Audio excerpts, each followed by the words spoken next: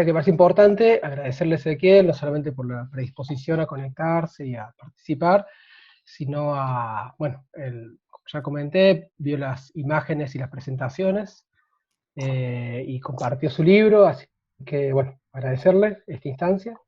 Y bueno, vamos a hacer así, 20 minutos o algo así, o 15, no sé lo que él quiera, va a empezar hablando él, y después se abre la conversación general, y reiteramos el pedido de, por ahí para coordinar, que se vayan anotando por el chat quienes quieran hablar, así vamos más o menos dando la palabra. Bueno, yo corto mi sonido y sigue Agustina. El mío está bien. Bien, yo lo voy a presentar a Ezequiel, es un minutito muy breve. Ezequiel Gato es investigador asistente en el espacio de investigaciones sociohistóricas regionales de CONICET, profesor de teoría sociológica en la carrera de historia en la Universidad Nacional de Rosario, traductor y coordinador de talleres. Se doctoró en ciencias sociales en la UBA, participa del grupo de investigación en futuridades y de la editorial Pinta Limón. Colabora y articula con diversos proyectos políticos y culturales, y recientemente publicó su libro Futuridades, ensayos sobre la política postutópica, de editorial Casa Grande, en el año 2018. Bueno, gracias. Esas presentaciones siempre, uno las tiene que escribir y después se da cuenta que es muy gracioso escribir eso porque casi nunca te reconocen eso que tenés que te piden que escriba. Pero bueno, en todo eso hay algo de lo que hago y de lo que vengo haciendo. Y que bueno, y que me trajo acá a hablar con ustedes. Así que en un punto está buenísimo. Empiezo yo también con los agradecimientos. Le agradezco a Manu y al grupo por esta invitación, también por las invitaciones previas y los intercambios previos que ya tienen un tiempito, y que la verdad es que me alegran y me interesan, y bueno, la predisposición tiene que ver con que sonaba muy, muy bien conversar sobre estos temas con tanta gente, y la verdad es que lo agradezco mucho. Bueno, yo preparé un par de cositas, pero tampoco tantas. No sé si voy a llegar a 20 minutos, pero de última empezamos por algún lado, y después sí marqué algunas cosas de las imágenes que me mandaron y de los comentarios a las imágenes. Y Manu me pidió que eligiera dos como para arrancar, pero yo hice al revés. Y antes de arrancar con esas dos, como que mientras las fui viendo, fui pensando un par de cosas como más generales, que es algo a lo que tiendo bastante cuando trato digamos, cuando tengo que problematizar imágenes de futuro, tratar de encontrar algunos rasgos comunes, algunas diferencias, y hacer un trabajo como más etnográfico, si se quiere, de esas imágenes, de las que ustedes eligieron y de lo que me hizo pensar. Y recién marqué una cosa que es, no tengo tantas conclusiones como indicaciones, advierto. Pero una vez que hice una cuenta de las imágenes que me mandaron, y son 42, de esas 42 hay 18 en las que no hay seres humanos en la imagen. Hay o bien otras formas de vida, o bien paisajes, o bien máquinas, o bien hay una que es una imagen casi blanca, que remitía un poco a la dificultad de figurar. Después hay 9 imágenes que tienen una sola persona en alguna tarea, digamos, desde perdido en el espacio hasta deambulando por algún lugar urbano. Después, con una o más personas, hay las restantes, que son 16, y de esas 16 hay 4 que son como multitudinarias, o sea, como multitudes anónimas, digamos, metropolitanas. En particular, casi todas se concentran en la del cómic, o sea que casi todas las multitudes metropolitanas están están concentradas en una imagen, digamos, o en la decisión de una imagen. Y después hay 12 que son lo que yo llamaría como hay algún tipo de vínculo entre los humanos que participan de esa imagen. Algún tipo de vínculo que no es solamente coexistir en el espacio urbano y metropolitano. Nada, lo traigo porque me parece interesante ver también eso. Como cuando a uno le piden alguna imagen de futuro, bueno, hay distintas opciones. Yo me doy cuenta, haciendo ese conteo, que en mi caso lo más probable es que hubiera decidido alguna imagen con una sola persona. Entonces, no sé, algo ahí de cómo imaginamos el futuro también tiene que ver con el registro de la soledad, con el registro de la ausencia de humanos, con el registro de lo multitudinario, de lo urbano, de lo rural, de lo cósmico. Y hay todo ahí que está bueno pensar, digamos, por qué tomamos esas decisiones y cómo a la pregunta o al pedido de una imagen respondemos como respondemos, o respondemos con la imagen con la que respondemos. Esa era una cuestión que me llamó la atención. La otra que me llamó la atención, que esta es como que siempre la tengo, es como una especie de alerta que tengo prendida porque yo hago lo mismo, es la muy poca referencia a, digamos, territorios que uno podría definir como las Américas, o más locales. Por lo general, las referencias son o bien a ciudades globales, o bien a, digamos, bueno, al espacio exterior, a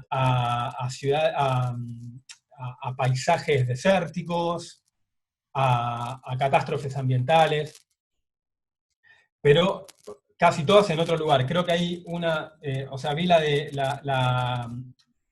zapatismo, y después hay una sobre, que son mujeres cultivando la tierra, que podría ser, como no, Argentina. También me lo planteo yo a mí mismo, porque me pregunto qué quiere decir pensar el futuro desde acá, digamos. Y qué tipo de vínculo nosotros armamos con dos grandes campos, la producción cultural y la producción bibliográfica no latinoamericana, llamémoslo. O sea, ¿en qué sentido las imágenes y pronósticos que se producen en otros sitios impactan en el modo en que nosotros pensamos el futuro, o imaginamos el futuro, y en qué sentido nuestras condiciones, digamos, participan o no de esas imágenes? Y bueno, eso, me parecía interesante y también llamativo, y a lo mejor sintomático de muchos de nosotros y de nuestras bibliografías, donde quedan ciertos territorios existenciales más inmediatos a la hora de pensar estas cosas. Esa era la otra cosa. Y bueno, nada, eso por ahora. Después, ahora, sí, respecto a las imágenes, que por lo demás me parecieron muy buenas, y flasheé mucho con lo que escribieron sobre las imágenes. De hecho, yo tomé nota de casi todas, o sea, hice anotaciones sobre casi todas las imágenes, en realidad sobre los comentarios. Sí, sobre los comentarios, no sobre las imágenes. O sobre las imágenes, pero a través de los comentarios. O al revés, o viceversa. Pero me pareció interesantísimo un montón de cosas que aparecieron. Si a alguien le interesan, yo después eso se los comparto para que lo tengan y para nada, si a alguien le interesa seguir la conversación, de mi parte, genial. Pero bueno, como la producción me pidió que elija dos, yo elegí dos, y las que elegí son, yo la tengo numerada como la séptima, que es la de María Gorjón, sobre The Twilight. Uy, dice algo y se me fue la cosa. Ahí está. La de Twilight Zone. Y y la 18 de Alexis, espérate que te busco y te digo perdón, la 17 de Alexis Artaza, no, me equivoco. La del, acá está, no, perdón, la de Ramiro Galarraga, la del el tipo al que le están tomando la temperatura en, en un, exacto, es. Bueno, elegí esas dos, antes de leer vuestros comentarios, porque en realidad me di cuenta que había comentarios después de ver las imágenes. Cuando descomprimí el archivo no vi que había un TXT, un .doc, y pensé que eran solo imágenes, las pasé todas, dije, bueno, estas dos me interesan por algo que voy a tratar de decir ahora, pero después me di cuenta que había un montón de comentarios y que, bueno, nada, agregué comentarios a muchas otras porque me parecía muy interesante lo que habían encontrado. Pero bueno, ya había tomado la decisión de hablar de esas y es lo que voy a hacer. A mí lo que, como esas dos imágenes me hicieron pensar en algo que es algo que, bueno, que en general el libro trata de... El libro traté de tramitar, valga el juego de palabras, del trabalenguas, un poco en el libro, y que ahora también con la pandemia lo estoy tratando de hacer, que es no tanto, digamos, proponer imágenes de futuro, sino preguntarme un poco cuáles son las formas en que nosotros producimos esas imágenes, por un lado, y por otro lado, ¿qué quiere decir hablar del futuro en nuestras condiciones? Vamos a llamarla así, donde las imágenes sólidas de futuro no nos interesan, al menos a una parte, porque a otra parte de la población, digamos, eso es algo que también quería marcar de algunas de las imágenes, una buena parte de la población mundial y de la cultura sigue apuntalada en imágenes muy sólidas de futuro, y de mínima pensaría en las religiones para plantear la dificultad de pensar grandes escenarios como con rupturas absolutas e irreversibles. Pero bueno, para quienes pensamos que ciertas cosas ya no tienen validez y no explican, y no son productivas, ¿qué quiere decir hablar de futuro? ¿Y en qué sentido eso se puede hacer? Esa es una pregunta que yo trato de... Un poco el libro es más eso que otra cosa, creo yo. Es una pregunta como metodológica.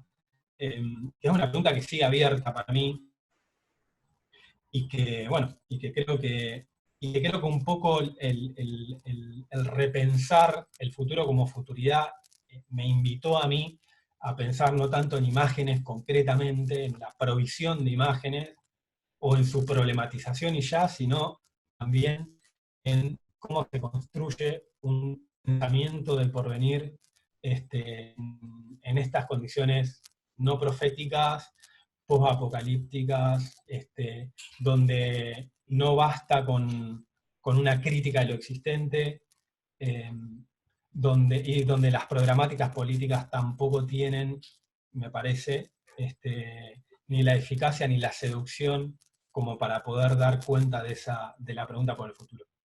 Entonces, las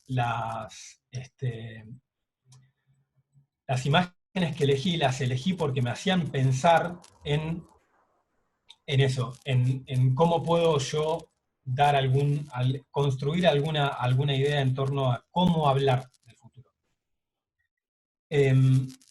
Bueno, la primera, que dice que vamos a explicar esa, que no vamos a terminar, no vamos a acabar con la pesadilla, sino que solo la vamos a explicar, me hizo escribir una cosita que, si me dejan, se los leo, y que va a terminar conectando con la segunda imagen, que es la de, bueno, la del tipo al que le toman la temperatura, porque ahí lo primero que yo hice cuando vi esa imagen fue una especie de denuncia del biopoder, del control, de la vigilancia, etcétera, etcétera, como esa especie de mecanismo reflejo Foucaultiano que muchos tenemos, y luego traté de como darle una vuelta más,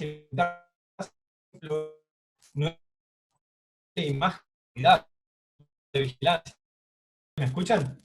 Ahí te escuchas bien. La última parte se empezó a escuchar como muy robótica, después entrecortada y después el silencio. Ese fue el devenir. Qué historia triste.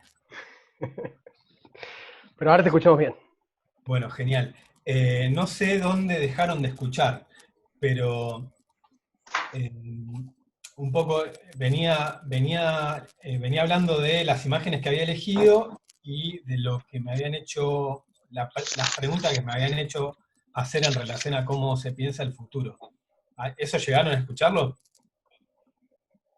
Sí, Sí, eso pero no sí. la respuesta. La respuesta todavía no la di. Justo cuando empezaba a leer el texto se cayó la red. Así que, bueno, si me escuchan, lo que voy a hacer ahora es leer eso que les quería leer. Dale, dale. Joya. Bueno, y digamos que el texto arranca focalizado en la primera imagen, en la de Twilight Zone. Y dice, en esta imagen se cruzan dos elementos que me parecen importantes. O bueno, en la frase en todo caso. Por un lado, la idea de pesadilla, y por otro, la de explicación. Me hizo pensar en ambas dimensiones en relación a la pregunta por el futuro. Me parece una buena imagen para una pregunta que yo me hago mucho actualmente. ¿Qué quiere decir pensar en el futuro? Hablar del futuro. ¿Y de qué manera se habla de algo así ahora? La primera tiene que ver con la definición de lo porvenir como pesadilla. Creo que vivimos en un momento muy proclive al pensamiento apocalíptico y catastrófico. Pero eso no es lo que me resulta más importante. Lo que me interesa de esa proclividad son dos cosas. Por un lado, que muchas veces la función política de alerta se confunde con la de destino. Es decir, se supone que al describir una situación, en este caso como pesadilla, se está dando un pronóstico inevitable, que la pesadilla sucederá. Me pregunto por qué hacemos tan rápidamente esa operación. Y acá es una cosa más polémica. ¿Es que acaso deseamos que suceda lo que no queremos que suceda? ¿No habría que explorar ese deseo de fin del mundo como un deseo tanático, de imaginario de purificación o de consumación por fin de algo que creemos inminente y que en tanto inminente no lo soportamos? ¿Será que no soportamos el afecto de la inminencia? ¿Que no sabemos qué hacer con él y en él? ¿Será que nuestra demanda de resolución, aunque sea catastrófica, es la expresión de nuestro rechazo a esa sensación de inminencia? Pero ¿qué hacer si la inminencia se convierte en el afecto de futuro por definición? ¿Qué pasa si vivimos en un mundo ni apocalíptico ni posapocalíptico, sino en un mundo en el que no podemos determinar qué es un comienzo y qué es un final? Bueno, eso en relación a la idea de pesadilla. Y luego, la imagen también me hizo pensar en si de lo que se trata es de explicar el futuro. Creo que la explicación del futuro así en seco, sin matices ni mediaciones, ni otras posibles poéticas del futuro, está agotado. Ya sea el modo profético religioso, el modo utópico moderno, el modo programático militante, el modo financiero capitalista. O quizá no está agotado, entre comillas, porque a lo mejor, como decía antes, vivimos en el mundo donde todas las lógicas previas conviven, desde el deleuziano extremo esquizoanalítico al evangelista pentecostal, al militante revolucionario modelo siglo XX. Pero me parece poco interesante la lógica de la explicación. Por eso pienso el tema del futuro por fuera de la futurología, es decir, de brindar imágenes, y me interesa más como pensamiento estratégico y metodológico. Cómo nos vinculamos con la futuridad y prospectivo. Cómo hacemos para elaborar escenarios y posibilidades. En ese sentido, la idea misma de imagen de futuro puede ser revisada.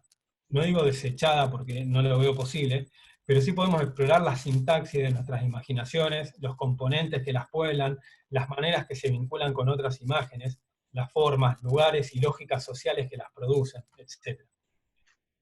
Finalmente, que es lo que quería decir. Me pregunto cuáles son las funciones posibles del pensamiento social y filosófico y de la investigación en relación al futuro, si asumimos que no tiene que ver o no puede limitarse a alertar y o describir la catástrofe y tampoco a explicarla. Acá entra la segunda imagen, la de Ramiro, cuya interpretación no tiene que ver con la mía, porque la de él es mucho más interesante que la que yo había pensado, pero me hizo pensar en un primer momento en la denuncia biopolítica de la tecnología que muestra la toma de la temperatura, y me llevó a preguntarme si lo único que podemos hacer con esas tecnologías es denunciar sus usos peligrosos. Creo que no. Creo que para hacer otras cosas es fundamental entrar en relación con otros pensamientos, otras prácticas, otros saberes. Pienso el documental Entrevista de Haraway, no sé si todos lo han podido ver, si alguien no lo vio y lo quiere ver, yo lo tengo y se lo paso. Ahí Haraway dice dos cosas que me parecieron muy interesantes. La primera es que a ella básicamente le interesa pensar, y que los elementos con los que piensa, o diría yo, o agregaría yo, las disciplinas y campos, son secundarios o subsidiarios a ese deseo de pensar. Eso lo dice así, como claramente Haraway.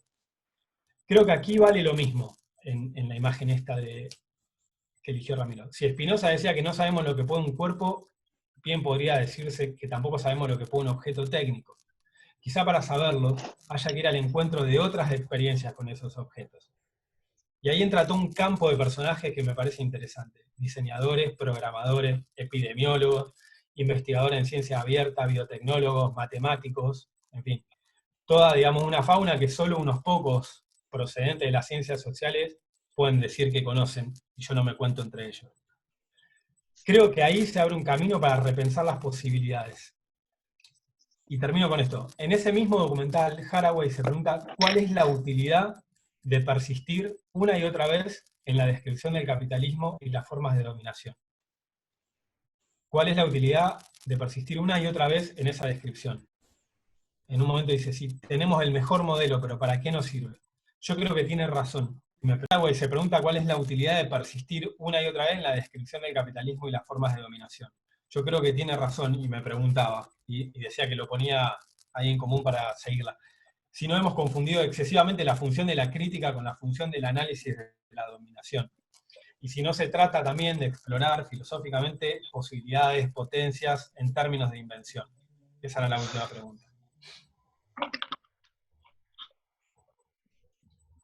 Ok. Buenísimo. Bueno, eso fue un poco lo que me hicieron pensar esas dos imágenes.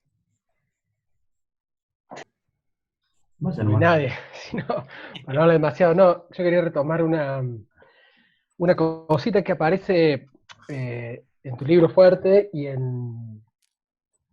pero creo que en el fragmento justo que pasaste no tanto, entonces estaría bueno por ahí como motivo para iniciar la conversación o para cruzar esto que estabas diciendo. Los dos motivos que recuperaste al final, bueno, casi que son el fundamento del seminario, que significa pensar y que es dar lugar a un pensamiento inventivo, más allá de la crítica, pero ahí creo, en lo que, o en el libro parece como una cuestión que vos lo citaste recién, de una así, crítica a la idea de imágenes, o de tener imágenes, y la otra hay como una referencia a la cuestión de la figuración, o lo figurativo también me parece crítica. Eh, y por ahí, no sé, retomar, ¿Ezequiel estás vos o no? Sí, te escucho. No, pues estás como fijo.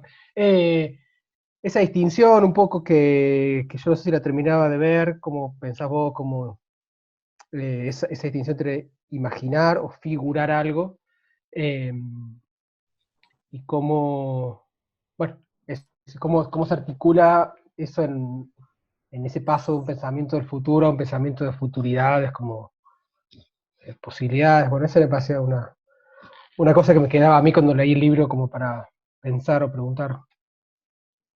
Yo alcancé a escuchar que la pregunta era sobre lo figurativo, la imagen, lo posfigurativo. Exacto. Sí, sobre eso.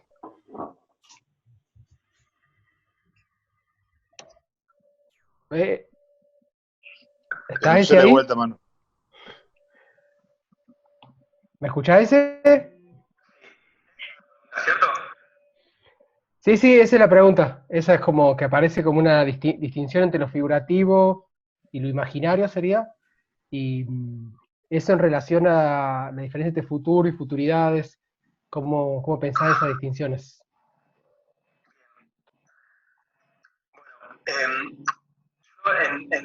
En el libro esa diferencia yo la pienso un poco en relación a esto que al principio de qué pasa con las imágenes y con las figuras en nuestro vínculo con el futuro. Y en el libro está planteado, la figura está planteada a su vez está desdoblada, ¿no? Hay una idea de un futuro figurativo y una idea de un futuro post-figurativo que, bueno, yo esa distinción la tomo de un libro de Margaret Mead, donde ella trabaja a partir de esas categorías para pensar cómo ciertas generaciones de seres humanos pensaron su vínculo con el porvenir. Y define a la prefigurativa medio como contraintuitivamente como aquella que se organizó de modo tal que en el futuro solo puede estar o bien la repetición de algo que ya sucedió en el pasado, es decir, que el futuro es una imagen del pasado, o bien solo se organiza principalmente por las imágenes que es capaz de construir sobre ese futuro. Y utiliza la metáfora del anciano, digamos, como la forma, como el modo de pensar esa prefiguración. ¿Por qué?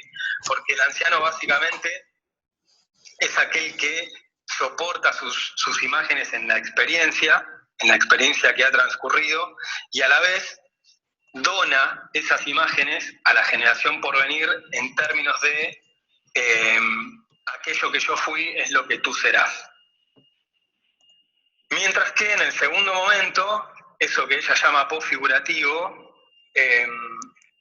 es una cultura que está metaforizada en la figura del niño, o en todo caso del recién nacido, que es aquel que no tiene una imagen de aquello, no tiene una imagen de su porvenir, y en parte no tiene nada y en esos términos no tiene experiencia para donar, y es un poco una figura de la pura potencia. Y esa posfiguración justamente es aquello que sucede después de la figuración. De nuevo, es medio contraintuitivo, pero es aquella posibilidad que surge después de caída las culturas prefigurativas. Mead lo plantea ahí como una cuestión histórico-antropológica, pero a mí me interesaba pensar si nosotros no estamos justamente en esa situación de el relevo del anciano, del niño por el anciano. Y el tema y ahí a mí me lleva a preguntarme entonces si acaso qué clase de imágenes somos capaces o qué clase de imágenes necesitamos para pensar en esos términos. Y bueno, un poco en el libro está el intento de desarrollar la idea de una imagen no fija y en ese sentido no figurativa también. Y sobre todo una imagen que una imagen de futuro, ¿no? Que no es posible ser donada como tal. No, por eso también me parece interesante como suspender las lógicas más proféticas, porque también es una imagen que es donada por alguien. Y yo entiendo que las imágenes de futuro que hoy podemos construir, o que deberíamos construir, tienen más que ver con una especie de dinámica, digamos, viva, de cambio, así como funciona Internet, si se quiere, donde la producción de imágenes está totalmente distribuida y colaborativa, sin idealizar eso, digo, el modo que funciona, y ya no es el discurso, por ejemplo, utópico o programático que provee una imagen fija de cómo han de ser las cosas. Y en ese punto, me parece que lo que hay que pensar de la imagen es esa capacidad de mutar y esa capacidad de, digamos, de reconfigurarse a gran velocidad, si se quiere, y en un contexto como colaborativo.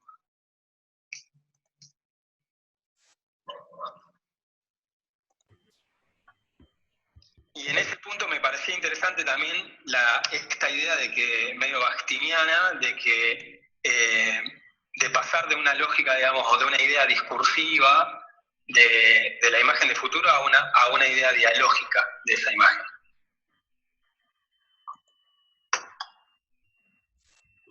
¿Me escuchan?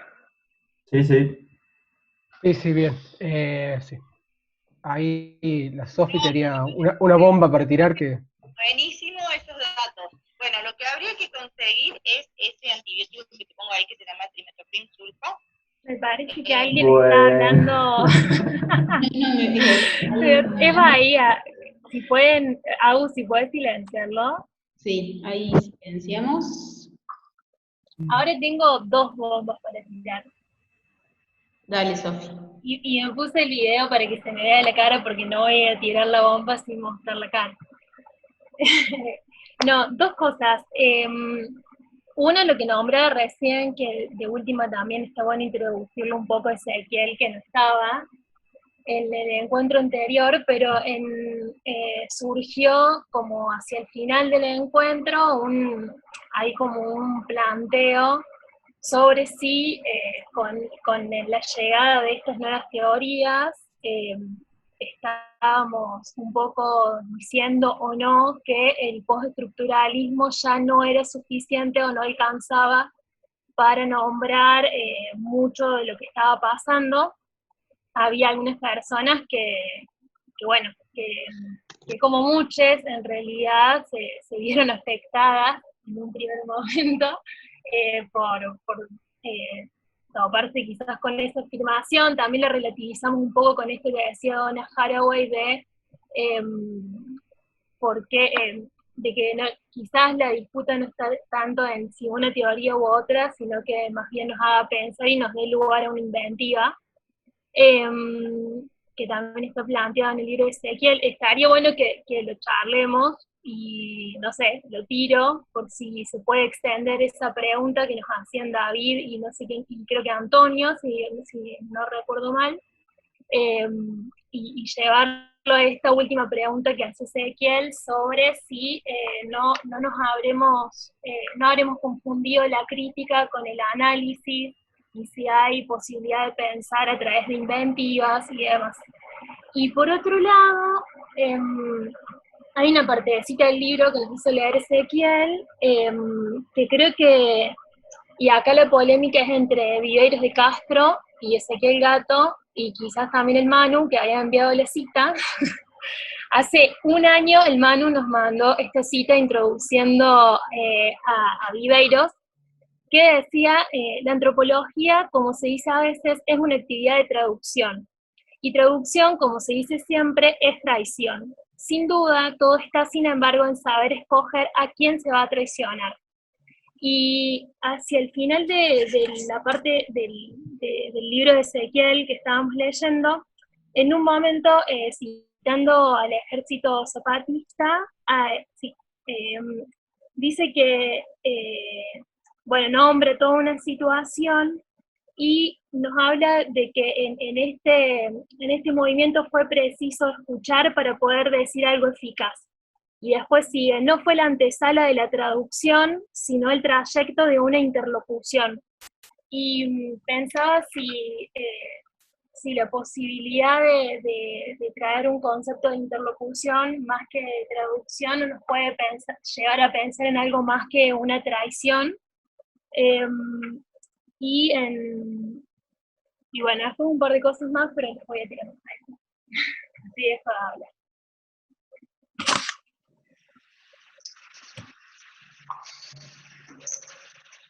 Ahora háganse cargo todo este polémica. ¿Me escuchan? Sí, sí. Yo lo escucho como si estuvieran en otro planeta, les aviso. Nosotros a vos también, pero bueno, está bueno, dos planetas diferentes.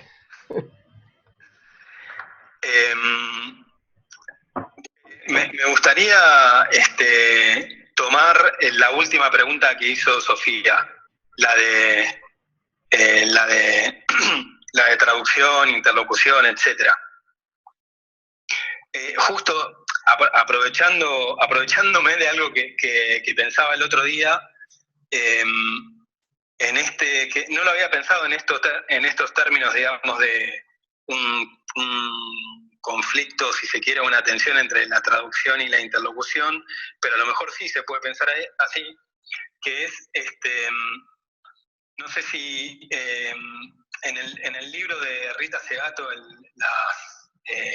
los 8 ensayos sobre teoría decolonial, el primer ensayo, creo, no recuerdo cómo se llama, pero habla de plantea una propuesta que después la ha usado muy, muy seguido, que es la de antropología por demanda. Y donde, bueno, básicamente ella plantea que el pensamiento antropológico tiene que funcionar de algún modo, ya no como esto, digamos, ya no como la crítica, o como la explicación, o ni siquiera como el trabajo etnográfico o la descripción densa clásica, sino que tiene que funcionar como un dispositivo de pensamiento que es por demanda, en este sentido de encontrarse con una demanda y ponerla a trabajar. Y a mí me pareció una idea interesante, pero a la vez me hizo recordar otra idea que me parece que es más interesante que este planteo de Segato, que es la idea de coinvestigación que en algún momento acuñaron los autonomistas italianos en la década del 70, desde la década del 70, que tiene que ver con un trabajo justamente de investigación, en su caso con obreros fabriles, bajo la hipótesis, digamos, de que los saberes pueden circular en un plano de igualdad o en un plano inmanente, mejor dicho, y que los procesos de investigación tienen que poder trabajar con la complejidad de esa circulación. Y me parece interesante porque en el planteo de Rita Segato, que es de por sí interesante, todavía, digamos, las disciplinas seguirían teniendo una función identificatoria y de demarcación, ¿no? O sea, habría algo que debería trabajar por demanda, en su caso la antropología. Mientras que la coinvestigación, la idea es mucho más de diluir esas fronteras. Me parece un poco, yo que vengo de ese autonomismo, aunque no sé bien a dónde voy, pero sé que creo que vengo de ese autonomismo, me parece un poco que la idea que está en el libro sobre la interlocución, o bueno, la idea de que el zapatismo fue capaz de decir algo después de escuchar, y también la idea de que el zapatismo sale de un discurso clásico para inventar un diálogo político, que es la otra, digamos, la otra cuestión que yo quería marcar en el libro respecto al zapatismo, que me parece importante para pensar su manera de imaginar futuro. Me parece que la idea de interlocución tiene que ver un poco con eso, digamos, con ese trabajo coinvestigativo. Y que, bueno, yo vengo poniendo en práctica, digamos, en términos de una etnografía de las relaciones con el futuro, en distintos niveles, digamos. Trabajo en algunos centros culturales, con organizaciones políticas, con ONGs, en fin, digamos, una serie de trabajos donde yo trato de poner a funcionar cuestiones del libro en este plano más coinvestigativo. Mientras que la idea de traducción me parece que se parece más, y probablemente a lo mejor Segato y Viveiro están ahí más cerca en eso, se parece un poco más a la idea de Rita de antropología por demanda. Lo cual no quiere decir que uno pueda dar cuenta sin traición, pero me parece que el posicionamiento es distinto. Y me parece interesante esto, porque justamente, enlazando un poco con la primera pregunta de lo del postestructuralismo y lo que está pasando, yo no sé si lo podría plantear en esos términos, en términos de corrientes teóricas que se agotan o no se agotan, la verdad que no lo sé, pero sí lo que me pasó un poco con algunos textos de autores inscriptos en esas posiciones fue que estaban dando fuertes imágenes de futuro, muy, muy proféticas incluso, y leídas bajo, digamos, propuestas como tendencias, ¿no? O como trayectos, pero en términos muy taxativos. Y a mí me parece que nuestra situación actual, aunque no creo tampoco que esté limitada a, digamos, que la pandemia haya sido un acontecimiento absoluto en estos términos, pero la situación actual me parece que demanda también para poder decir algo, me parece que demanda una etnografía de cómo se imagina y cómo se proyecta el futuro, no solamente desde las ciencias sociales, sino realmente qué está pasando con los enfermos, qué está pasando con los sanatorios, qué está pasando con los que están pensando el progreso de la pandemia a partir de herramientas tecnológicas, de Big Data, de prospectiva, de estadística, no sé, en fin, por poner un ejemplo, qué pasa en los barrios en relación a esto, me parece más interesante tratar de hacer esa etnografía y pensar algo a partir de ahí, que ya decir cómo va a ser el mundo después de la pandemia. Entonces ahí hay una cuestión también con qué tipo de palabra creo yo que, o por lo menos con la que yo me siento más, por la que me siento más interpelado y más interesado en estas condiciones. Okay. Bueno, si ahí acaba la respuesta, tiene la palabra para continuar Coti. Hola, ¿se escucha? Sí, Coti. Sí, bueno, nada, primero quería agradecerle a Ezequiel por el trabajo que hizo sobre las imágenes. En general me pareció que estuvo como muy, muy bueno, se nota que las estuvo mirando con mucha atención y nada, agradecerle esa devolución que estuvo muy piola. Y tengo una pregunta muy cortita sobre algo que en algún punto ya desarrollaste un poco, pero me quedó resonando, y es sobre esa confusión que mencionabas en el segundo texto, si no me equivoco, entre si la crítica no se confundiría con el análisis, o cuál sería la distinción que se podría trazar entre crítica y análisis. No recuerdo bien cómo lo dijiste, pero entendí que había como una tensión ahí, y me gustaría, si tenés ganas, que nos cuentes un poco más cómo lo ves. Lo que dije eso de la crítica de la crítica y el análisis de la dominación. Exactamente eso, sí. Bien. Bueno, en realidad es un poco eso. Creo que también muchos de los textos que han estado saliendo son quizá, y creo que el de Han es como el más paradigmático de todos en eso, por lo menos de los que leí hasta ahora. Me falta, bueno, el de Preciado también. Me parece que son buenas analíticas de la dominación, y en ese punto es sobre lo que se apuntalan para elaborar mayormente su imagen de futuro. Pero la verdad es que mi pregunta, por ahí, también por eso traía lo de Haraway, que me pareció, y bueno, su último libro es muy por ahí, es una pregunta que me urge en términos de cuál es el punto de saturación de esa analítica de la dominación.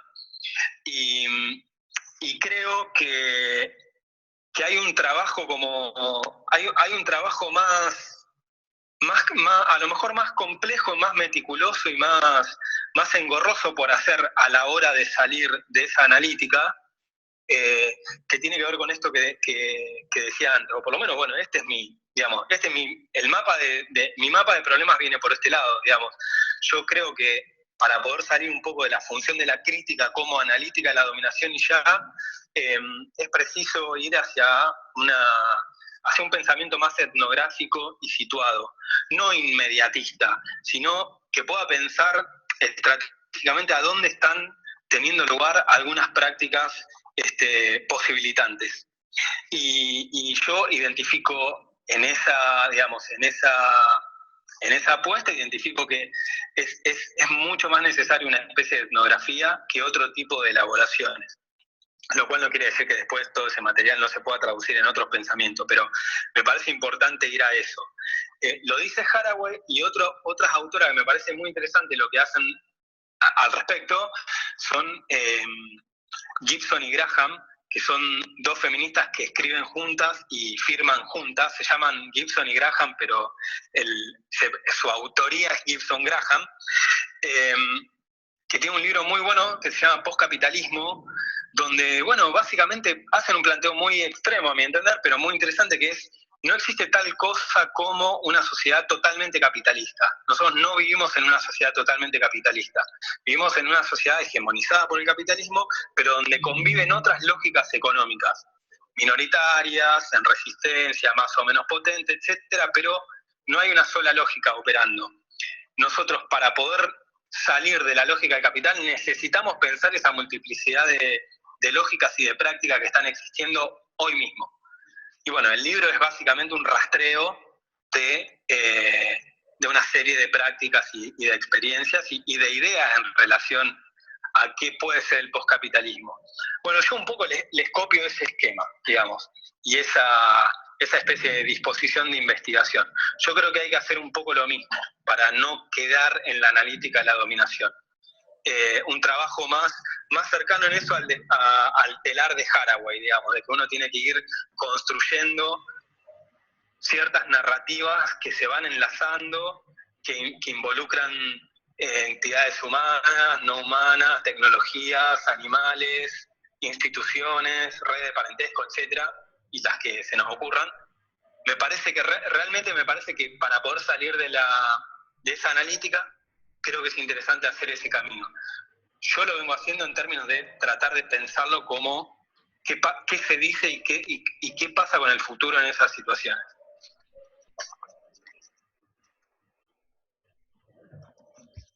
¿A mí?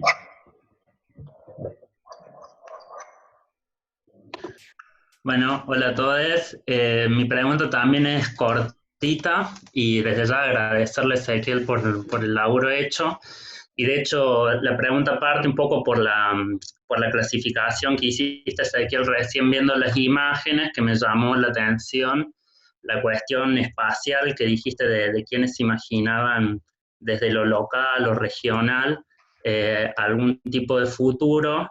Y también, bueno, escuchándote en relación como a la autodeclaración autonomista y el lugar que le da fuerte al zapatismo en la intro del capítulo 4, en esas paginitas,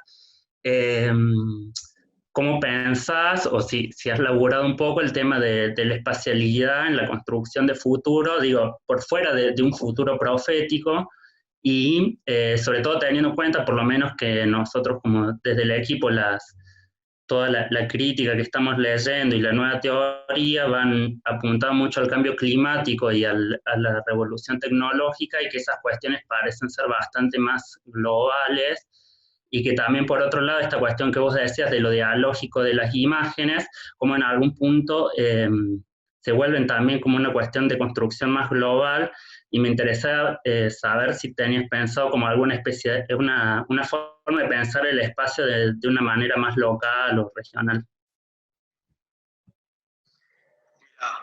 Eso todavía no lo pensé, así que no me animaría a decir nada para no ser irresponsable. El tema de la espacialidad. Respecto, o sea que lo dejo para la próxima eso, porque no quiero decir nada que no tenga elaborado. Sí, respecto a lo dialógico, sí creo que puedo decir algo, en el sentido de que yo apuesto mucho, digamos, a una dinámica dialógica, y eso me permite, o bueno, me va, no sé, me lleva a sostener diálogos con activistas o investigadores, etcétera, en distintos lugares del mundo, digamos, en una clave global, pero en estos términos, de tratar de armar redes de diálogo y redes políticas. Y últimamente, cuando en los últimos años, sobre todo cuando empecé a investigar un poco el tema de estos temas, también me apareció muy fuerte la idea de, bueno, cómo estas redes ponen en común cómo discutimos esos distintos futuros imaginados en distintos lugares, y qué podemos hacer a la hora de pensarlos globalmente, digamos, cómo se discuten ese tipo de cuestiones. Por eso, al principio yo un poco marqué lo de América Latina, porque no por una cuestión así de identitaria, digamos, sino porque me parece interesante situar algunas singularidades. Bueno, digamos, toda la discusión de colonial o poscolonial, que también se emparenta con esto, me parece que es interesante volver a pensar el problema del futuro en términos, digamos, tamizados por las discusiones de coloniales y poscoloniales. Y me lo preguntaba porque una de las cuestiones que yo como que he ido detectando es que cuando se discute Latinoamérica, por lo general son planteos muy particularistas, mientras que cuando las voces vienen de otros lugares, sobre todo de Estados Unidos y de Europa, y sus enunciados sobre futuro suelen tener otra potencia y otra, si se quiere, hasta otra legitimidad y otra universalidad que va de la mano, ¿cierto?, de la historia misma de la filosofía. Pero me parece interesante volver a discutir eso. Y hay algunas cuestiones respecto a qué ha pasado en la última década y media en América Latina, que es muy difícil homologarlo a las experiencias, por ejemplo, del norte global, digamos. Las lecturas de ciertos autores sobre el neoliberalismo son lecturas que son, por supuesto, muy interesantes, muy vigentes, muy productivas, pero que las experiencias latinoamericanas también tienen unas particularidades, unas singularidades que no son propias, que es muy difícil leer la historia de los últimos 20 años en América Latina bajo la hipótesis del neoliberalismo de Bifo, que me parece un autor genial. Pero bueno, Bifo escribe desde otro lugar, bajo otras condiciones, en una Europa muy diferente. Yo trato de hacer valer incluso ciertas capacidades proyectivas nuestras o latinoamericanas en ese juego.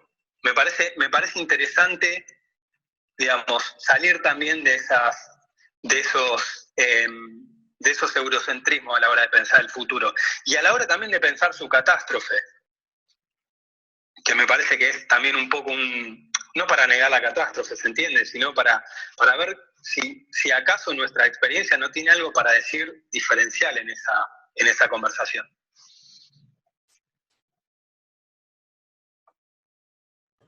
Ok, Pedro, a continuación. Bueno, hola Ezequiel, muchas gracias por el tiempo, el laburo. Igual que Coti, quería agradecer especialmente la evolución de las imágenes, por el gesto y por haberte tomado el tiempo y el trabajo de hacerlo. ¿Se escucha bien? Sí, se escucha perfecto. Bueno, uno de los temas, una de las zonas por las que está previsto que pasemos en el recorrido del seminario es la lectura del aceleracionismo, ¿no? Como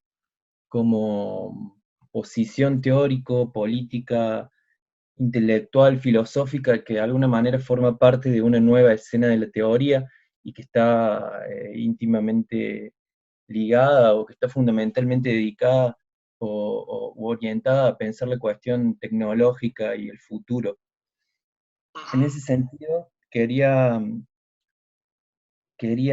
advertía que había como una cierta preocupación común en lo que leí de tu texto, que es solamente el capítulo 4, debo decir, y el diagnóstico crítico del capitalismo que hace el aceleracionismo, ¿no? Como, digo, había un punto en común en el hecho de que en ambos casos se advierte que las posibilidades que la tecnología nos depara en relación con un futuro están muy acotadas y reducidas, muy encerradas dentro de ciertos límites en el marco de las relaciones de dominación capitalistas. Y de lo que se trataría sería de liberarlas a esas posibilidades. Sin embargo, entiendo a partir de tu lectura que tu posición no se inscribe o no comparte ciertos lineamientos quizá políticos, ciertas lecturas del tiempo, de la historia con el aceleracionismo, y no compartiría, me parece, esa crítica respecto de las izquierdas folk que hacen los aceleracionistas. Imagino que has leído el texto, he visto una cita de William y Zrnicek, los autores del manifiesto aceleracionista en tu libro, pero no he visto más que eso. Nada, quería preguntarte por la lectura que hacías del aceleracionismo, si no aparece quizá hipotéticamente como uno de esos, no sigue siendo de algún modo uno de esos movimientos que, por pensarlo en tus términos, da una imagen profética, no sigue formando parte de esas futurizaciones utópicas como las caracterizás en tu libro. Eso. Bien. Sí, yo detecto una serie de cuestiones respecto al aceleracionismo. Primero, bueno, que esto último que decís me parece que es muy, muy atinado, digamos. La idea de depositar en este caso, en un sujeto de la historia, que en este caso serían las tecnologías, la potencialidad política. Yo, no sé, creo que me he vuelto más escéptico respecto a eso a la identificación de una potencia política en una única variable. Sin embargo, me parece que el aceleracionismo relanza una discusión que estaba muy obturada, creo yo, por cierta lectura de la Escuela de Frankfurt, cierta lectura de Foucault, y más acá localmente por cierta tecnofobia, digamos, que me parece muy interesante la pregunta por qué pueden las tecnologías en términos liberadores. Ahora bien, esa es una línea, digamos, del aceleracionismo. Después están los supervillanos tipo Nick Land, ¿no? Digamos que llevando la hipótesis al extremo, terminan planteando que el único agente realmente transformador y de aquí en adelante son la articulación entre tecnologías y capitalismo. Entonces hay una especie de derecha aceleracionista también, que me parece interesante tenerla en cuenta en el sentido de cuáles son los efectos de algunas fascinaciones. Eso por un lado. Por otro, me parece que la discusión, de nuevo, con yo detecto dos cosas en el aceleracionismo. Este es el momento malvado, digamos. Primero que el aceleracionismo, si uno lo ve en perspectiva, al menos por ahora, en los últimos años, digo, de que salió el manifiesto hasta ahora, es un fenómeno de ciertos investigadores en ciencias sociales e informática, de unos sectores muy, muy definidos de la academia europea y estadounidense. Hay como algunos efectos muy buenos, efectos editoriales muy buenos que lo plantean y que nos lo hacen pensar, pero si uno ve realmente las actividades que llevan adelante, el tipo de prácticas, no se sale mucho de las prácticas académicas clásicas.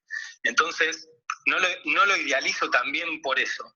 Y eso tiene que ver, para mí, con cierto rasgo que yo detecto en la investigación social y en cierta investigación teórica en los últimos años, que es ser muy osado en las imágenes de futuro, pero muy pobre en las prácticas. Entonces hay como una especie de resoluciones geniales de los problemas, pero que básicamente terminan siendo resoluciones en el texto. Y lo digo porque realmente hay mucha producción sobre futuros, por ejemplo, que después son muy grandes las hipótesis, son muy buenas las ideas, pero después cuando uno tiene que leer cuál es el rasgo etnográfico, todo eso no existe. Es literatura utópica en ese sentido. No está mal, yo la recontrabanco, pero me parece importante diferenciarlo y situar su potencia, al menos por ahora. Eso por un lado. Y por otro lado, lo que me pasa con el aceleracionismo es lo que un poco de nuevo, nunca creí que iba a hacer tantas reivindicaciones de lo latinoamericano, es decir, pero es un poco lo que me pasa con otras cuestiones que mencioné. Me interesa pensarlo, pero me interesa tensarlo con otras lógicas económicas y tecnológicas operando para ver qué pasa, digamos. Por ejemplo, en Argentina, por poner un ejemplo que me parece interesante, la economía popular, un fenómeno gigante de millones de personas que de distintas maneras, sobre todo en los últimos años, ha ido buscando algunos mecanismos de articulación, digamos, con tecnología, desde cuestiones chiquitas biotecnológicas hasta, la digitalización de sus prácticas productivas, qué sé yo, en fin, una serie de cosas. Involucra a millones de personas. Bueno, me parece interesante, si vamos a pensar en el aceleracionismo, me parece interesante pensarlo con los desafíos que proponen esas economías, por ejemplo. Y donde, bueno, por supuesto, uno no le pido al aceleracionismo que dé cuenta de eso. Solamente lo pongo, digamos, en un mapa más amplio de posibilidades teóricas y de posibilidades de pensar futuros y de pensar prácticas, sin devenir aceleracionista, que no termino de poder verlo. Aún sí, de nuevo, me parecen posiciones muy interesantes y de hecho, qué sé yo, en la Universidad de Stanford hay unas corrientes críticas de las tecnologías en un lugar tan sensible a Silicon Valley como Stanford, que se emparenta con el aceleracionismo y que me parecen muy interesantes porque están en el corazón de ciertos desarrollos tecnológicos. Bueno, ahí sí me parece como súper atinado. Pero después me parece interesante ir viendo, digamos, esto, cómo articular distintas posibilidades teóricas. Por eso, por un lado, y con esto cierro, digamos, el aceleracionismo me parece muy interesante. Creo que la otra cosa que no dije, que me parece súper interesante el aceleracionismo, es qué pasa cuando el debate sobre la planificación económica se choca en el buen sentido, se encuentra, se cruza con el debate sobre las tecnologías actuales. Creo que ahí hay una especie de legado locamente stalinista en el aceleracionismo, que paradójicamente me parece interesante, porque la discusión sobre planificación económica, distribución, colaboración y tecnología me parece un debate súper productivo. Entonces, bueno, eso lo tomo, pero hay otras cosas que me interesa como situarlas para que no tengan una magnitud que me parece que realmente no tienen. Buenísimo, gracias. Bueno, tenemos 3 personas anotadas para preguntas y sigue David. Vale. Bueno, lo primero, yo también agradecerte la intervención, la verdad que ha sido muy, muy nutritiva. Yo también me he leído el 4º capítulo y seguramente me lea el libro entero porque lo veo bastante interesante. A ver, yo por alusiones quería comentar 3 cosillas. La primera, querría como aclarar un poco la intervención pasada, porque capaz que no se entendió muy bien. No, a ver, yo no estaba viendo la cuestión esta del agotamiento como si fuera un vaso o algo así, ¿no? Como el pensamiento agotable, ¿no? O sea, precisamente porque el pensamiento no es agotable, como decía Arendt, es una proyección al infinito. Y de hecho, si algo problematiza el postestructuralismo es precisamente los propios supuestos del pensamiento, ¿no? Y en ese desanclaje y en esa fricción, o sea, es donde se produce el mismo acto de pensar. Entonces, la cuestión no va porque uno haya agotado un pensamiento, no, o sea, eso no se agota. Y tampoco como ponerla a combatir como si fuera, ¿no? Venga, a ver, postestructuralismo contra el realismo especulativo, a ver quién puede más. No es eso. Pero sí es cierto que, o sea, los compromisos metafísicos que pues, que aparentemente asume el realismo especulativo, como que parece que, o a mí me daba esa impresión, que reconfiguraban más una imagen cerrada de futuro, ¿no? O en la metáfora que expresaba también Ezequiel, de este paso de una fotografía a la cinematografía del futuro. O sea, ahí se me vino rápidamente a la cabeza este frase que aparece en una peli de Godard, ¿no? Lo de la fotografía como la verdad y el cine como verdad 24 veces por segundo, ¿no? Pues como si fuera el cine como 24 veces por segundo el futuro mostrado, ¿no?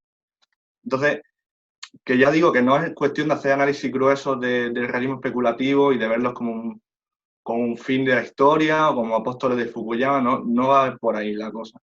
Pero me parece que estarían más afines a esa visión más clausurada del futuro. O sea, capaz que sí que dan una imagen más, no sé, más rica o que sale de otros cánones, pero sigue siendo una imagen.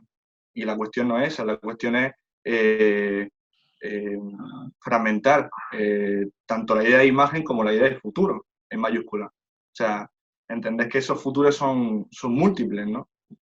Y bueno, eso iba por una parte. Luego, otra cosa que quería, ya esto ya va aparte, totalmente, eso era la alusión. Y luego ya otra cosa aparte era sobre, o sea, sobre el concepto de inventiva, que a mí me ha gustado mucho y también como lo estaba utilizando en el texto. Y también me venía esta idea de fabulación, ¿no? La fabulación deleuziana, precisamente porque, o sea, la fabulación es acto político, además eminentemente creador y de alguna manera también comprometido con pensamiento de la inmanencia. Pero me creo, ¿no? O parece que se distinguiría en que la fabulación se dirige a una falta, ¿no? Y esa falta es la falta a un pueblo. Entonces no sé cómo lo relacionas tú, o si se podría relacionar esto, o no tiene nada que ver, no sé. Bueno, lo dejo ahí. El último pedacito, dijiste lo de la fabulación y lo de Deleuze, y no escuché la última parte.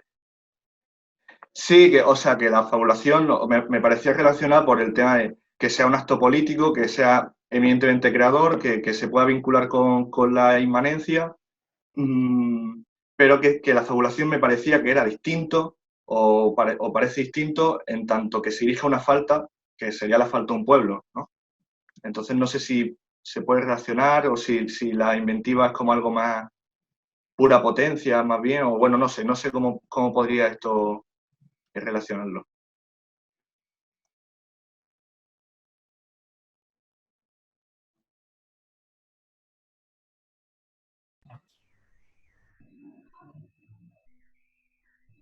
Puede que Agus le esté preguntando a Ezequiel, porque habíamos pautado hasta las 9:30 el horario de la reunión. Me parece que si muteó es que quizás estaba ahí.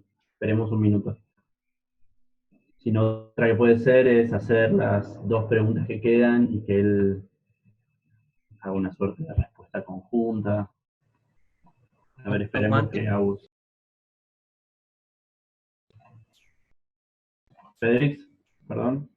No, eso, que aguantemos a ver qué dice el AUS. Capaz que está todo bien conseguir hasta las 10 y no hay necesidad de apurar.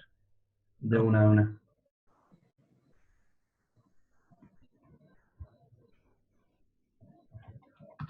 Dale, acá lo que me dice el Agus es que hagamos las preguntas que quedan, que eran de Jazmín y de Pablo, y después quizás Ezequiel nos pueda hacer una devolución juntando preguntas. Vale, a ver, dame un minuto, Jazmín, disculpa. Agus, ¿volvés en línea? ¿Está Ezequiel ahí? ¿Parece bien?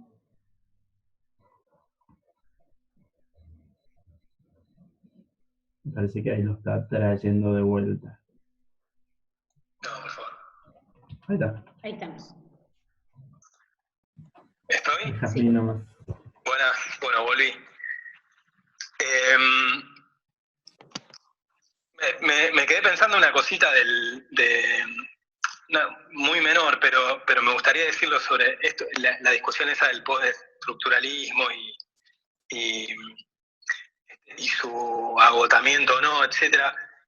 Me quedé pensando en una cosa que en realidad me acordé de algo que siempre me pareció muy interesante, en la discusión que hay no sé, seguramente la vieron, la entrevista esa doble a Foucault y a Chomsky en la televisión alemana en la década del 70.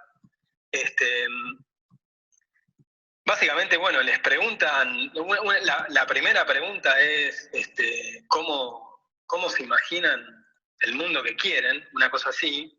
Y bueno, Chomsky hace todo un desarrollo súper utópico, digamos, en el sentido estricto de minucioso, casi jurídico, de una federación de federaciones, de pequeños productores, cómo se articularían, el lugar de las organizaciones de trabajadores, en fin, una anatomía de la sociedad utópica.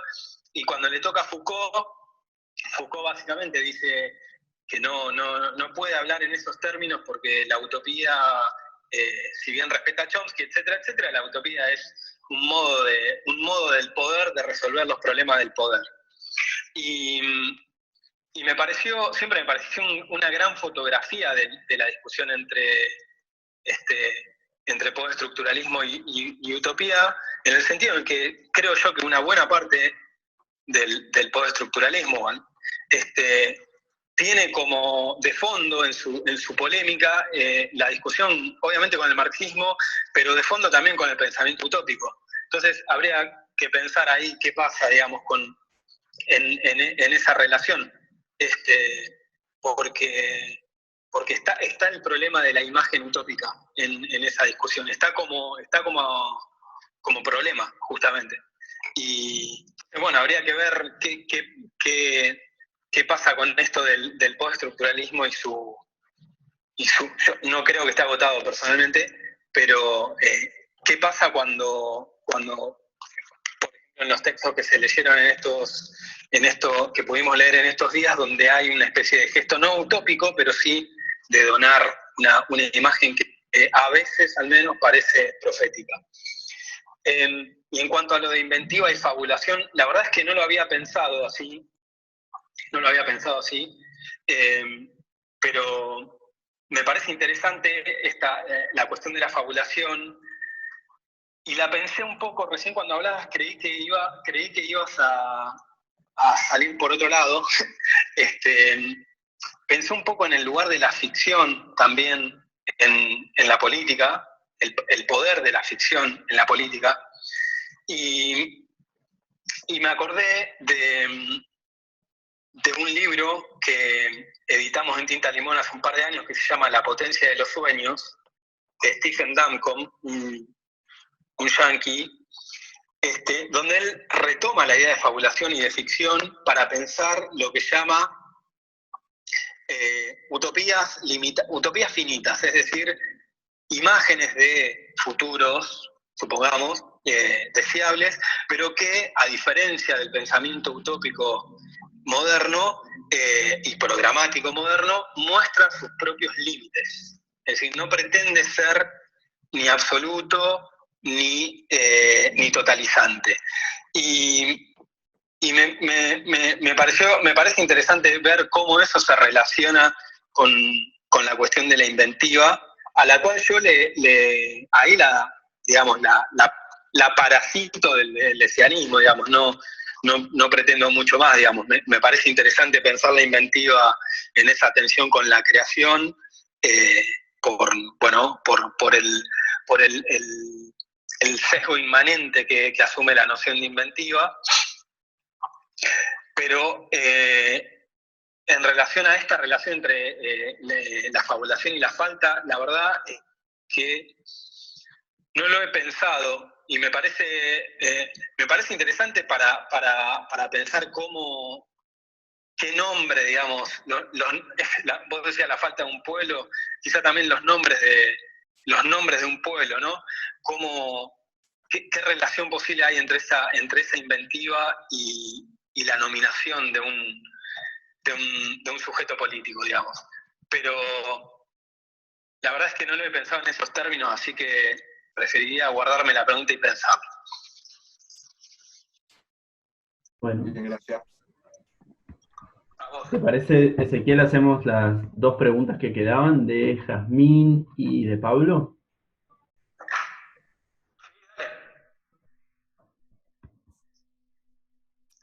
Jazmín. Sí. ¿Pregunto? Adelante. ¿Qué tal? Ezequiel, buenas noches. Mi pregunta es una pregunta que me parece puede reunir un par de los tópicos sobre los cuales has hablado. Era básicamente, ¿cómo ves las críticas, específicamente, si es que has leído algunas, filosóficas de la pandemia?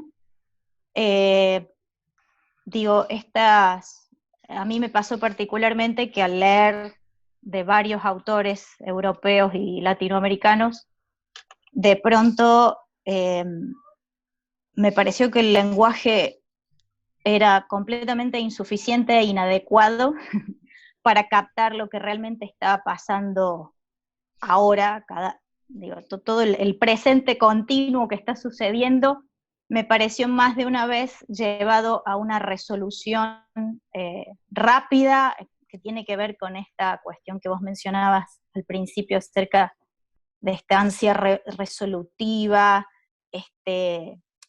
un poco autoconfirmatoria de todos los deseos del fin que tenemos ahí en el inconsciente de muchos filósofos.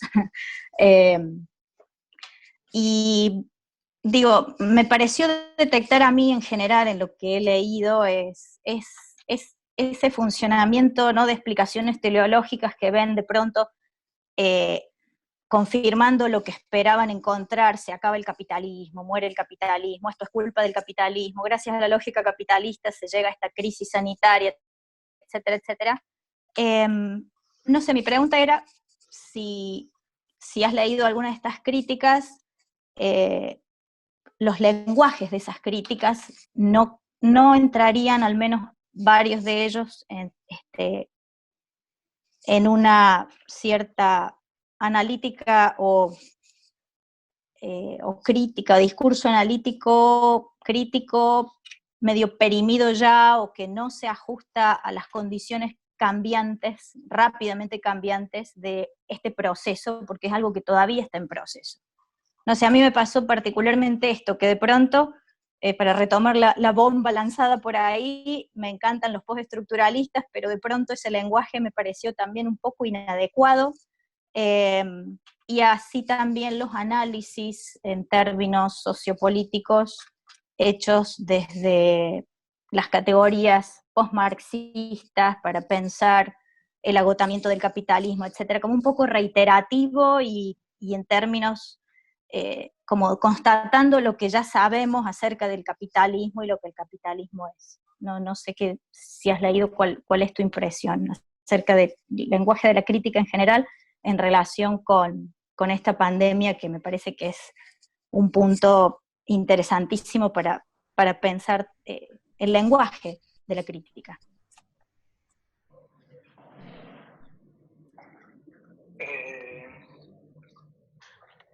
Sí, leí, creo haber leído, me falta leer me faltan un montón, pero por ejemplo, en esta gran familia postestructuralista, no sé, no leí el que sacó Segato el otro día, me falta leer el de Badiou, leí el de Hahn, leí el de Preciado, leí cosas de Morozov, el de Agamben, no sé, de Bifo, lo de Zizek, lo de Manuel Ecosia. No sé, la verdad, tampoco me lo puedo plantear en términos de que nadie tenga nada para decir. No estoy tan seguro de eso, digamos, de la inermidad de las hipótesis en general.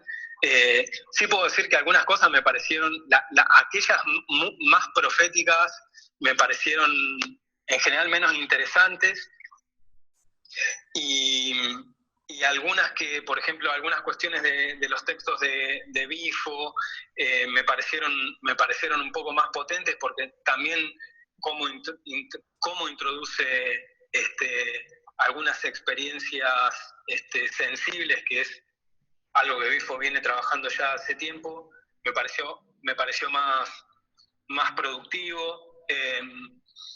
Y después, no sé, los textos de Manuel Ecosia, no sé si los leyeron, me pareció, la verdad, muy malo,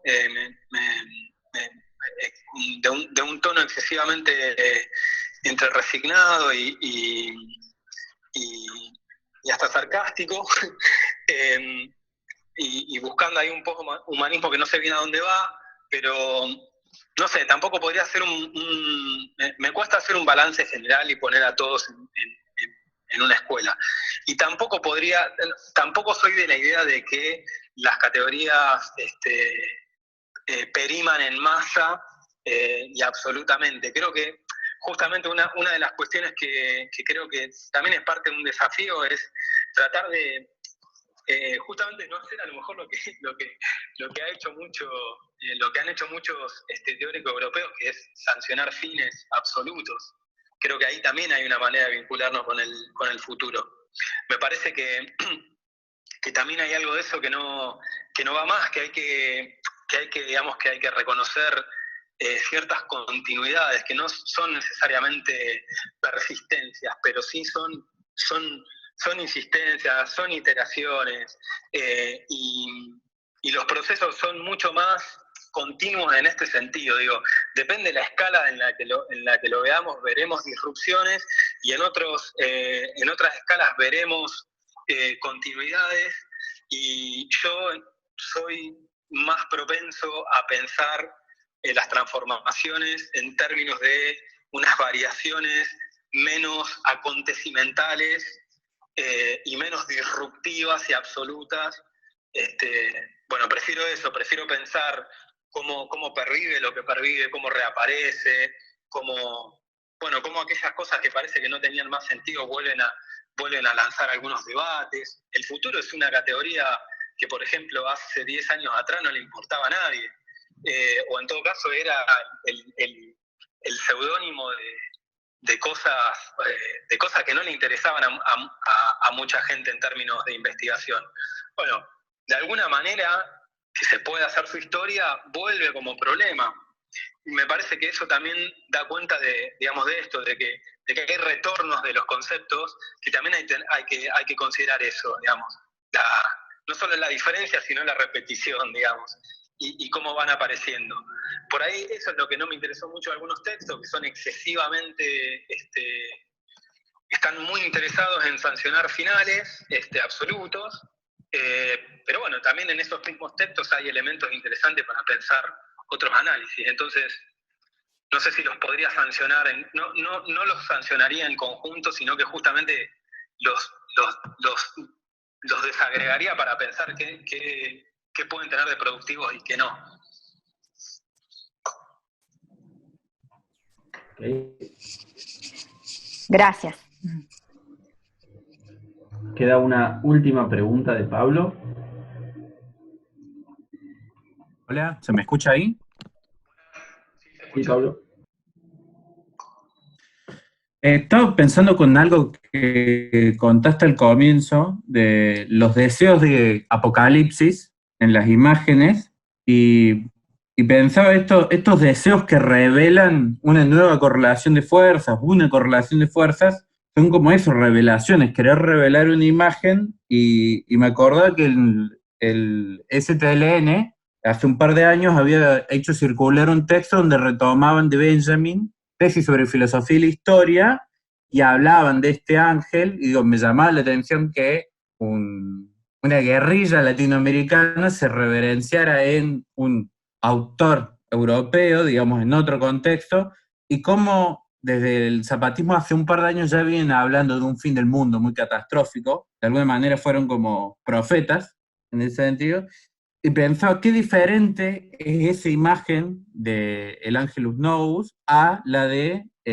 Orfeo o de Sodoma y Gomorra, de ese darse vuelta atrás y ver cómo se destruye todo, digamos, como se me aparecieron esos dos modelos en esto, y pensaba un poco en que son estos mitemas culturales, tanto el de Orfeo como el de Para Atrás, cómo está en esto en esto que quizá contaba David, pensando en Deleuze, cuando él habla de la imagen-pensamiento, el dogma de la imagen del pensamiento, una nueva imagen del pensamiento, y esto de una nueva escena de la teoría, un texto de, creo que es Silvia Schborka, en Instante y Azares, donde ella decía que se podría contar la historia de la filosofía en dos corrientes, los nietzscheanos y los post-nietzscheanos, diferenciando entre los que odian la imagen, donde ella pondría a Platón y a Debord, y los que aceptan la imagen como una potencia, donde estaría Deleuze, y etc. No sé cómo ves vos esto, digamos, esta distribución de mitos del ZLN con Benjamin en torno a la catástrofe. Muy bueno es el final. Mirá, yo pensaría, ahora que lo planteas en estos términos, creo que lo que me interesa del EZ quizás sea algo benjaminiano, ¿no? También en esto de ir a la memoria de los vencidos para hacer otra cosa, porque creo que una de las cuestiones interesantes que tiene el EZ es que no es un indigenismo clásico y tampoco es un tradicionalismo, pero tampoco es un futurismo. Hay un juego entre los elementos que definen las culturas indígenas chiapanecas, pero cruzada con poéticas vanguardistas de la literatura del siglo XX, un uso pionero de las redes sociales y de la comunicación. Siempre pienso que en definitiva son la primera expresión política post caída post disolución del bloque soviético, ¿no? Dos años después, digamos, aparecen públicamente y traen toda una serie de novedades que tienen que ver con cómo no solo son, digamos, en ese momento a lo mejor fueron leídos fundamentalmente como la buena nueva en un contexto de, entre comillas, pensamiento único, de consenso de Washington, bueno, de la victoria del neoliberalismo, etc. Pero no solo fueron esa resistencia, fue una resistencia muy, sin idealizarlo, no tiene su límite la experiencia, pero fue una resistencia muy particular y que tenía algunas similitudes con la secuencia político-revolucionaria anterior, pero también tenía enormes diferencias. Podía haber un subcomandante que emulaba al Che, pero también había unas lógicas de construcción política muy diferentes, un uso de la comunicación muy diferente, un uso del humor muy diferente, y un uso de la palabra indígena muy diferente, tanto al que habían hecho la guerrilla de la década del 60, como al que habían hecho las propias comunidades indígenas. Entonces, me parece que a mí lo que me atrae del EZ es esa capacidad de mezclar elementos heterogéneos para armar justamente imágenes muy poderosas, que no son ni catastróficas ni futuristas, que remiten al pasado, pero tampoco son tradicionalistas. Bueno, ahí, ¿no? Como en una frontera de identidades y de identificaciones. Me parece que ahí está donde, ahí es donde yo los leo para ver qué tienen para decir en general de cómo pensar futuros, cómo futurizar en otros escenarios que son muy distintos a los escenarios en los que operó y opera el DZ.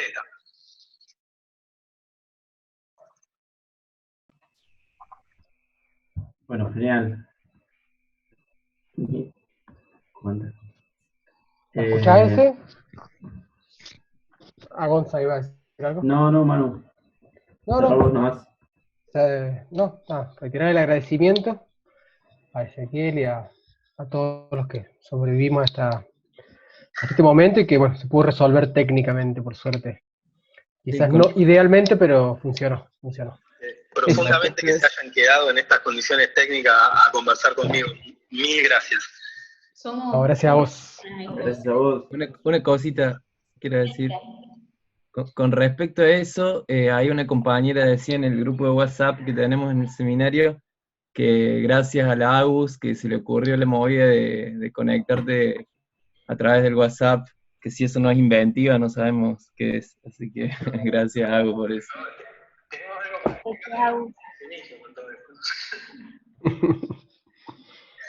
Bueno, nos estaremos comunicando pronto y si alguna vez vuelven los encuentros personales, haremos algún encuentro aquí en Córdoba para seguir conversando.